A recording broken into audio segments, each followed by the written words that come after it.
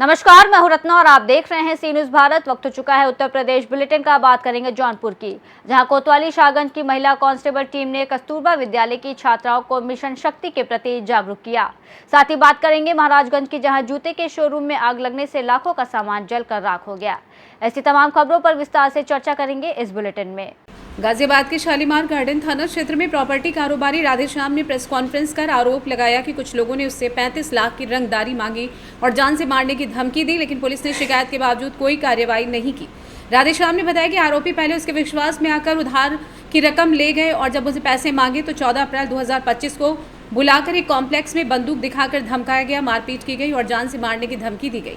इस घटना में एक पुलिस उप निरीक्षक अब्दुल के शामिल होने का भी आरोप है और राधेश्याम ने उच्च अधिकारियों से निष्पक्ष जांच, FIR और सुरक्षा की मांग की है। आज तक भी मैं डरा हुआ हूँ, घर से आने जाने में डर रहा हूँ, बच्चे मेरे स्कूल जाते हैं उनके भी आने जाने में डर रहा हूँ मैं। तो मैंने ये गुहार अपना, ये जो विजय कुमार है, ये पहले से ही इसके मुकदमे दर्ज हैं अपने गाजियाबाद कोर्ट में। ये उसका बल्कि रिकवरी वारंट भी है विजय कुमार के अपनी गाजियाबाद कोर्ट से ही। 3 मुकदमे, एक फाइल ये है, दूसरी ये है, तीसरी ये है। ठीक है, यही सूचना मैंने शालीमार चौकी को दी, कोई कार्रवाई नहीं हुई। फिर मैंने कमिश्नर गाजियाबाद को भी दी हुई है, ये उसकी एप्लीकेशन की कॉपी है। और हाँ, कहीं से कोई भी आश्वासन मुझे नहीं मिला। ये मेरी रिसीप्ट्स है वहाँ से जो मुझे प्राप्त हुई है कमिश्नर ऑफिस से। ये मेरी भजनपुरे में तहरीर है जहाँ से मुझे बुलाया था। और ये मेरी शालीमार गार्डन थाना शालीमार गार्डन की भी तहरीर है। उत्तर प्रदेश पुलिस ने अभी तक कोई भी इसमें प्रकरण नहीं करा। मैं डरा हुआ रह रहा हूँ। आइए जानते हैं इस विषय में पीड़ित का क्या कुछ कहना था। जौनपुर जिले की शाहगंज नगर स्थित कस्तूरबा गांधी आवासीय बालिका विद्यालय में कोतवाली शाहगंज से पहुंची महिला कांस्टेबलों की टीम ने छात्राओं को मिशन शक्ति के बारे में जागरूक किया। इस कार्यक्रम का उद्देश्य बालिकाओं और महिलाओं को सुरक्षा, सहायता व आत्मनिर्भरता के लिए उपलब्ध संसाधनों की जानकारी देना था। कार्यक्रम में कांस्टेबल सुमन सिंह ने महिला हेल्पलाइन 109011811098 जैसी आपातकालीन नंबरों की जानकारी दी। विद्यालय की वार्डन एकता नीलम ने कार्यक्रम के लिए कोतवाली टीम का आभार प्रकट किया। छात्राओं मानसी यादव, नंदिता रानी, पुलिस टीम को धन्यवाद दिया। इस अवसर पर प्रियंका सिंह, अंकिता शुक्ला, प्रतिभा आदि ने कार्यक्रम को सफल बनाने में सहयोग प्रदान किया। मेरे विद्यालय में कस्तूरबा गांधी बालिका विद्यालय कोतवाली शाहगंज से 3 महिला कांस्टेबल मेरे विद्यालय में आई हुई हैं। बालिकाओं को मिशन शक्ति के विषय में जानकारी दी है और 112 और 11090 नंबर का उपयोग बताई है कि कैसे हम कहीं फंस गए हैं और वहाँ से भी कोई उम्मीद नहीं नज़र आ रही है। तो बिना अगर मोबाइल में बैलेंस नहीं है तब भी हम जो है 1090 या 112 डायल करके अपनी सुरक्षा के लिए पुलिस को बुला सकते हैं। और अगर वहाँ भी अगर कोई मुझे सुविधा नहीं नज़र आ रही है तो हम जो है कि वहाँ से निकलने का प्रयास करेंगे और निकल करके अपने पेरेंट्स या जो प्रशासनिक अधिकारी हमारे क्षेत्र के हैं उनसे संपर्क करेंगे और अपनी समस्या निकालेंगे। विद्यालय की जो आई, धन्यवाद। क्या है? मेरा नाम मानसी यादव है।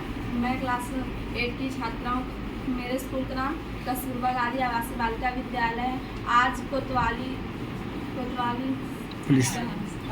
कोतवाली थाना साइड से 3 मैम आई हैं जो हमें मतलब कोई हम लोग कहीं शक्ति मिशन के बारे में बता रही हैं और इन्होंने हम लोगों को बल दिया। इससे हम लोग का उत्साहवर्धन हुआ। और मैम हम लोगों को कि अगर हम लोग को रास्ते में छेड़ रहा हो तो 112 नंबर और 11090 पर फ़ोन करने के लिए कहा और जानकारी। अगर हम लोगों से फ़ोन नहीं लग रहा है तो फिर हम अपने क्लास टीचर या माता पिता से बताकर फिर माता पिता हमारे या टीचर पुलिस से संपर्क। इसके साथ ही उन्होंने हमें सेल्फ डिफेंस के बारे में भी जानकारी। जौनपुर से सी न्यूज संवाददाता दिवाकर मिश्रा के साथ दीपक सिंह की रिपोर्ट। महाराजगंज जनपद के सदर कोतवाली क्षेत्र के सदर ब्लॉक के सामने स्थित एक जूते के शोरूम में शॉर्ट सर्किट से देर रात करीब 2 बजे भयानक आग लग गई। आग इतनी विकराल थी कि धीरे धीरे पूरे शोरूम को अपने आगोश में ले लिया। घटना की सूचना स्थानीय लोगों ने अग्निशमन विभाग को दी। अग्निशमन की कई गाड़ियां घटनास्थल पर पहुंचकर आग पर काबू पाने का प्रयास करने लगी और दमकल की कई गाड़ियों द्वारा लगभग 4 घंटों की कड़ी मशक्कत के बाद आग पर ज़्यादातर कंट्रोल कर लिया गया है और 1-2 घंटों में आग को पूरी तरीके से काबू पा लिया जाएगा। जूते के शोरूम चरण पादुका में रखे लाखों के सामान जलकर राख हो गए। दुकान मालिक आशीष यादव ने बताया कि उन्हें रात में फोन के माध्यम से जानकारी हुई, जिसके बाद मौके पर पहुंचे तो दमकल की गाड़ियां आग बुझाने का प्रयास कर रही थी। उन्होंने बताया कि इस आगजनी में उनका 1 से 1.5 करोड़ के करीब का नुकसान हुआ है। शोरूम में कुछ भी नहीं बचा है। सीएफओ जसवीर सिंह ने बताया कि रात 2 बजे के करीब आग लगी हुई थी, लेकिन सूचना थोड़ी लेट मिली, जिसके बाद दमकल की कई गाड़ियों ने आग पर कई घंटों की मशक्कत के बाद आग पर काबू पा लिया और आसपास की बिल्डिंग भी अब पूरी तरीके से सुरक्षित है। आइए जानते हैं इस विषय में शोरूम मालिक आशीष यादव का और क्या कुछ कहना था। दुकान में कैसे आग लगी और कब जानकारी हुआ? तो मुझे फ़ोन के माध्यम से जानकारी हुई कि मेरे दुकान में आग पकड़ी हुई है। मैं अपने घर वालों को और अपने जो भी मेरे जानने वाले थे स्टाफ में उनको जानकारी देकर मैं तुरंत दुकान की तरफ रवाना हुआ। तब तक मैं देख रहा हूँ कि यहाँ पर फायर ब्रिगेड की गाड़ियाँ 3-4 आकर बुझाव में लगी हुई हैं। मैं इसमें मेरी बहुत बड़ी क्षति हुई है। मेरे दुकान का एक भी सामान नहीं बचा है, जिससे मेरे दुकान में लगभग 1 करोड़ से 1.5 करोड़ के बीच के माल जलकर खाक हो गया है, जिससे मुझे बहुत भारी क्षति हुई है, जिसमें इस क्षति का निर्वहन नहीं कर पाऊँगा। इसलिए मैं बहुत कुछ इस पर बोलना नहीं चाहता हूँ। महाराजगंज से सी न्यूज़ संवाददाता अंगद शर्मा की रिपोर्ट। मऊ जनपद के हल्दरपुर थाना क्षेत्र अंतर्गत बैलोझा गांव में रविवार को हृदय विदारक हादसा हो गया। गांव में स्थित एक पुरानी और जर्जर दीवार अचानक गिर गई, जिसकी चपेट में आकर पास में खेल रहे 2 मासूम बच्चे मलबे के नीचे दब गए। हादसे में दोनों बच्चों की मौके पर दर्दनाक मौत हो गई।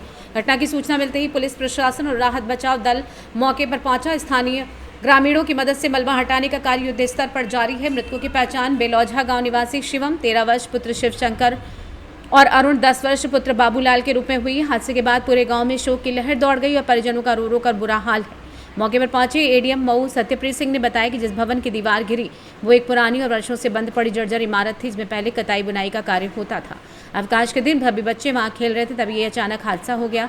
प्रशासन द्वारा इलाके में अन्य सभी जर्जर भवनों को चिन्हित कर उन्हें गिराने का कार्य शुरू कर दिया गया है। आइए जानते हैं इस विषय में अपर पुलिस अधीक्षक मऊ महेश सिंह अत्री और एडीएम मऊ सत्यप्रीत सिंह का क्या कुछ कहना था।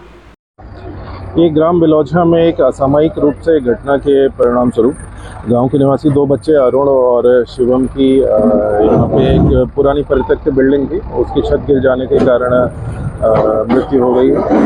तो इसके कारण यहाँ पे जो बिल्डिंग के अवशेष जो थे उनको गिराया जा रहा है, साथ में जो भी राहत एवं बचाव कार्य है उसको संपन्न किया जा रहा है। बिल्डिंग क्या है इसका पता किया जा रहा है। पुरानी किसी कताई बुनाई से संबंधित था। अन्य जो विवरण है उसको जो अभिलेखीय जांच करके इसका पता किया जाए कि कब से ये बिल्डिंग बनी है और कब से ये खाली पड़ी हुई थी।